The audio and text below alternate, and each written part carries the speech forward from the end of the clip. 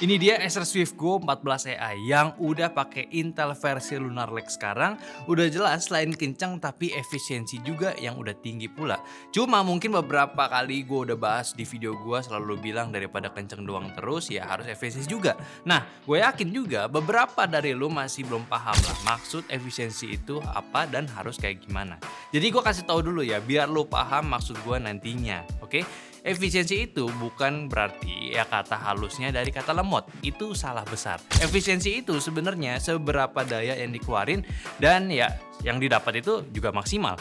Jadi nggak cuma kita dapetinnya maksimal aja ya, atau mungkin konteksnya di sini laptop ngebut doang gitu, tapi kita harus korbanin baterainya itu cepet habis.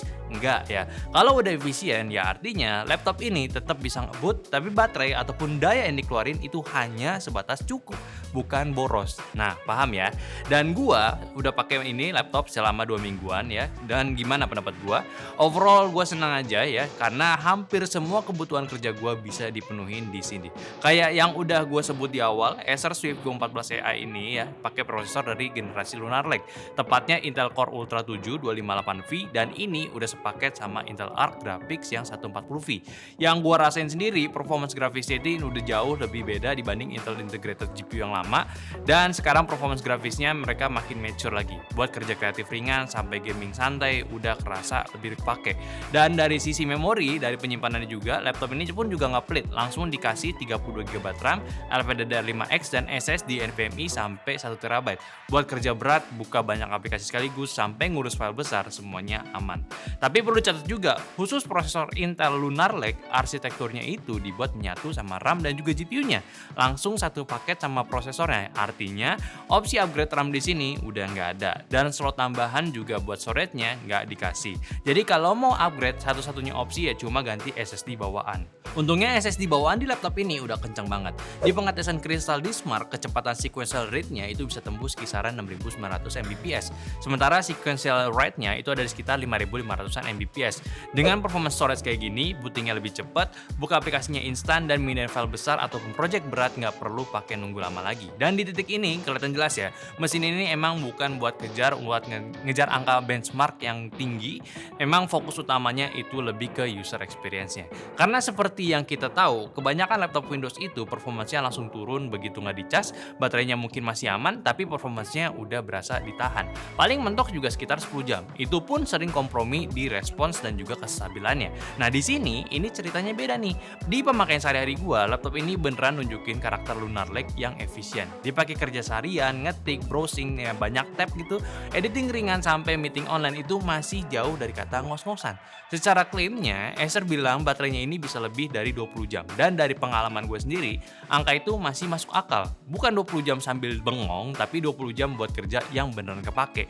Yang gue bisa apresiasi lagi, performance-nya pun tetap konsisten walaupun gak dicas. Di pengetesan kita juga kelihatan jelas, lewat 10 kali run benchmark, performance-nya itu nunjukin hasil yang mirip antar kondisi dicas maupun tidak. Dan di pemakaian real use itu kebukti ya. Responsnya masih kerasa cepat, animasinya masih halus, dan multitaskingnya tetap aman. Dan jujur, gua ngerasa ini salah satu sinyal ke depannya ya. Mungkin akan ada masa laptop Windows yang bisa nyusul MacBook soal kayak konsistensi performance-nya, dan Lunar Lake ini kelihatan jadi langkah awal ke arah sana. Hal kayak gini tuh ya penting banget, apalagi buat lu yang sering kerja mobile, dikerja di luar, pindah-pindah tempat, atau sekedar malas bawa charger kemana-mana, lu pasti butuh workstation yang bisa diandelin kapan aja. Karena konsumsi daya irit, ya efek dominonya pun juga kerasa ke suhunya, kayak demi kesehatan si laptop ya lah. Buat gambaran, suhu CPU-nya ini di pengetesan gue maksimalin cuma mentok di sekitaran 90 derajat. Padahal workload yang gue kasih dia itu udah lumayan berat. Dan konsumsi dayanya juga relatif rendah ya, sekitar 40 watt di beban berat, itu pun pas dites pakai software benchmark. Nah, semua ini tentu nggak lepas dari sistem pendinginnya juga. Laptop ini pun udah dibekali sama teknologi pendinginan Twin Air dengan kipas ganda yang bantu jaga suhunya tetap stabil di berbagai skenario penggunaan. Dan enaknya lagi, lu bisa atur sendiri karakter performance-nya lewat kombinasi tombol Fn plus F yang mau lebih irit, seimbang, ataupun all out performance-nya. Tinggal tekan aja shortcut-nya. Dan di titik ini kelihatan jelas ya, laptop ini emang dirancang bukan cuma buat kencang doang, tapi buat konsisten juga ya. Yang sekarang kita masuk pembahasan performance berdasarkan hasil pengetesan yang udah kita lakuin. Kayak dari mulai PC Mark 10, laptop ini bisa dapat total score di 7200-an. Ini nunjukin kalau secara skenario, kerja office, browsing berat, multitasking, sampai content creation ringan ya, performance-nya ada di level yang nyaman banget buat kerja profesional. Lanjut 3D Mark buat ngelihat kemampuan grafisnya, di Still Nomad ya skornya cuma di 614, port royalnya dapat 1700-an, dan time span-nya di angka 3900-an dengan flash strike-nya pun tembus di 7800-an. Yang mana buat ukuran integritas GPU, Intel Arc 140V ini performance-nya udah nggak malu-maluin lagi. Buat gaming casual, game e-sport sampai workload grafis ringan masih masuk akal buat dijalanin. Nah sekarang ke CPU benchmark-nya, yang di sini kelihatan jelas performance single core-nya itu kuat banget buat kerja yang butuh respons cepat, sementara multi-core-nya cukup solid buat rendering, encoding, dan juga multitasking berat tanpa harus laptop gede dan boros daya. Buat workload kreatif, kita juga udah tes pakai Blender Render BMW Scene itu via CPU-nya kelar di 4 menit 33 detik. Sementara via GPU-nya pakai teknologi One API sekitaran 55 detik, yang mana ini nunjukin kalau GPU-nya emang lebih difokusin buat akselerasi visual dan real time test ya, bukan buat render berat full time ya. Lanjut ke pengetesan render project di Adobe Premiere di resolusi 1080p, timeline bisa diputar-putar secara lancar ya, previewnya masih responsif dan akselerasi GPU-nya kerasa bantu banget buat efek ringan sampai menengah. Baik di skenario GPU light maupun heavy, prosesnya masih jalan tanpa hambatan yang berarti. Pas 4K-nya ya memang ada penurunan performance yang cukup wajar, tapi yang penting ya workflow-nya masih usable. Playback tetap bisa jalan, efeknya yang pakai GPU itu masih kepake, dan walaupun render via CPU-nya butuh waktu lebih lama, hasilnya tetap konsisten. Lanjut ke tes gaming, yang udah jelas tadi gue bilang tadi, laptop ini masih seru kalau diajak buat main game. Kayak misal di sini gue main di CS2, Dota, ya FPS-nya masih bisa tembus di 100 FPS lebih, dan drop FPS-nya pun juga nggak begitu signifikan. Tapi dengan catatan, mainnya di setting rata kiri aja. Dan buat game AAA sendiri, gue juga udah coba kayak misal di Black Myth Wukong dan Cyberpunk, gue mainin di resolusi natif dengan resettingan low rata kiri, dan gamenya pun masih bisa jalan, tetap masih bisa berasa patah-patah framenya ya memang. Tapi setelah gue nyalain frame generation dari Intel Xe SS, hasilnya in-game ini jadi lebih fluid. Bahkan di settingan medium pun masih berasa kelancarnya. Tapi nggak dipungkiri juga, ada satu kelemahan kalau lu suka make ini laptop buat main game, terutama game-game e-sport kompetitif, apalagi game FPS yang tembak-tembakan Valorant CS itu, kekurangannya itu ada di bagian layarnya, yaitu masih di 60Hz. Dibilang kekurangan sih, ya bukan juga, tapi ini lebih ke limitasi aja. Soalnya secara basic ini, laptop tuh memang fokus itu buat kerja, bukan buat gaming hardcore. Jadi refresh rate segitu ya harusnya lu bisa maklumin. Lagian kalau dilihat sisi baiknya ya, laptop ini udah pakai panel OLED ya WUXGA alias 1920x1200 pixel. Layar kelihatan lebih tinggi, ruang kerjanya jadi lebih luas, dan buat multitasking ataupun editing jauh lebih enak dibanding layar 16:9 biasanya.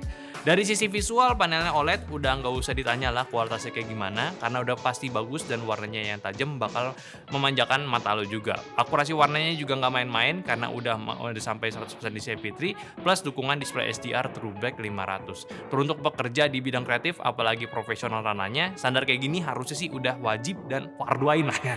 Acer juga mikirin ya soal kesehatan mata lo. Ada fitur Acer Blue Light Shield ya dengan sertifikasi iSafe 2.0 yang bantu ngurangin paparan cahaya biru pas lo harus natap layar di waktu yang lama. Dan biar pengalaman konsumsi konten itu masih lengkap juga, laptop ini pun didukung sama si suara DTS:X Ultra buat nonton, dengerin musik, ataupun sekedar kerja sambil konten. Audionya udah cukup imersif buat ukuran laptop tipis. Nah kalau ngomongin desain ya, Acer Swift Go 14 AI ini jelas ya kena di mobilitasnya. Bobotnya cuma sekitar 1,3 kg, tebalnya juga tipis ya, kisaran 15,9 mm aja. Jadi dibawa kemana-mana itu nggak ribet dan nggak berasa beratnya. Bagian back covernya juga dapat update, yang mana ada motif S khas lini Swift yang juga lambangkan kata speed, sleek, slim ya. Simpelnya tapi ya bikin identitas lebih kerasa lah. Materialnya udah aluminium, dan ini bukan cuma soal kelihatan premium, tapi juga soal daya tahan karena laptop ini pun udah lolos sertifikasi MIL STD 810H. Yang soalnya bisa dibuka 180 derajat, jadi lebih fleksibel dan gak perlu takut untuk membuka layarnya berlebihan. Touchpad-nya juga udah dilapisin Corning Gorilla Glass, feel-nya halus dan solid juga, plus ada multi control ya, yang kepake banget buat meeting ya, shortcut mute, webcam, sampai kontrol video playback pun juga ada. Semua bisa diatur lewat Acer Sense. Terus juga ada MyKey ya. Ya, satu tombol khusus yang bisa lu set buat akses cepat ke aplikasi, ya fitur Windows ataupun bahkan website favorit lu. Jadi misalkan lu kalau buka laptop sering buka YouTube ataupun Facebook di awal, ya lu tinggal pencet aja shortcut yang udah lu setting di awal dan udah kebuka deh keduanya. Gak perlu harus kebuka browser dan ngetik secara manual. Simple kan? Webcamnya pun juga ada Full HD dan dapat fitur Windows CD Effect. Ada juga fitur di Acer Quick Panel yang bisa lu pakai buat enhance visual dari webcam lu. Tapi gua ya kalau dari gua pakai sendiri ya, rasa fitur ini ya masih agak kurang kualitasnya. Masih perlu ada optimisasinya lagi. Kalau audionya ada Acer Purified Voice 2.0 dengan 3 mic array, AI noise reduction juga. Fungsinya ya peredam suara berisik yang udah ada di sekitar. Biar fokusnya itu lebih vokal aja gitu. Dan buat konektivitas laptop ini pun juga nggak pelit, apalagi soal port fisiknya yang menurut gua udah cukup lengkap untuk ukuran laptop tipis kayak HDMI 2.1, terus juga USB-C 4.0 dapat 2, dikasih 2 USB AAA juga, dan gak lupa ada audio jack sama micro SD card reader ya. LAN RJ45 memang absen, tapi menurut gue sih ya ini fan-fan aja. Soalnya untuk masalah koneksi internet laptop ini ya udah ngandelin modem Wi-Fi 7, dan untuk koneksi Bluetooth sendiri udah pakai versi yang terbaru. Soal wireless walaupun wired ya, konektivitinya gue rasa udah bilang cukup lengkap lah. Dan selain itu pun ada fitur-fitur AI yang kayak Alter View yang digunain buat ngedinamisin wallpaper yang lu pakai. Jadi gambarnya itu bisa gerak-gerak gitu, tapi memang gerakannya itu masih kaku ya. Cuma bisa gerak ke kiri kanan doang, tapi ya lumayan lah buat seru-seruan. Dan juga ada live art ya, semacam software AI untuk ngedit ataupun desain gambar yang kekurangan fiturnya ini ya masih agak terbatas ya. Dan buat generate gambarnya itu pun ya masih butuh bantuan tambahan dari AI yaitu Microsoft AI Copilot, tapi ya seenggaknya udah lumayan lah buat editing foto simple kayak ngapus background. Dan terakhir nih ngomongin harga dan value-nya ya, Acer Swift Go 14 AI ini dijual dari ya 14,999 juta gitu untuk varian yang Core Ultra 5 dan ya 18.499.000 untuk varian Core Ultra 7. Dan di harga segitu menurut gue sih isinya udah cukup niat ya. Dari awal lu udah dapat Windows 11 maksud gue plus Microsoft Office Home Student 2024. Jadi laptopnya bisa langsung dipakai kerja tanpa harus keluar biaya tambahan lagi. Ditambah lagi soal after sales-nya, Acer ngasih garansi ekstra yaitu bikin tenang juga ya, mulai dari 3 tahun spare part, 3 tahun service gratis sampai 1 tahun ADP pula ya. Jadi secara keseluruhan Acer Swift Go 14 AI ini ya bukan laptop yang ngejar jadi paling kencang di kelasnya, tapi lebih ke laptop yang realistis lah buat dipakai harian. Performanya cukup buat kerja serius, workflow-nya masih aman bahkan di 4K, baterainya awet, adem, layarnya enak dan masih bisa diajak main game ringan sampai beberapa game berat dengan penyesuaian setting lah tentunya. Buat gue pribadi ini laptop yang fokus buat bantu kerjaan jalan lancar ya tanpa banyak drama. Dan justru itu nilai jual utamanya. Ya jelas target utama laptop ini sih untuk para pekerja ya memang yang nggak mau pusing sama laptopnya. Yang penting bisa dapat performance yang tetap kencang, tapi kalau digunain tanpa baterai saat berpergian itu masih sangat reliable. Menurut gua ya Acer yang satu ini sih bisa dikonsider melihat harga yang ditawarkan dan apa yang akan lu dapatkan itu masih sangat sesuai. Yang mana nilai plus utama yang tadi dari gue sih ya, yaitu desainnya yang menarik, nggak macem-macem tapi fungsionalnya tetap dapat. Jadi mobilitas pun tetap tinggi yang kita dapat. Cuma menurut kalian kayak gimana? Kita diskusin aja di kolom komentar laptop ini menarik atau enggak untuk dipakai kerja.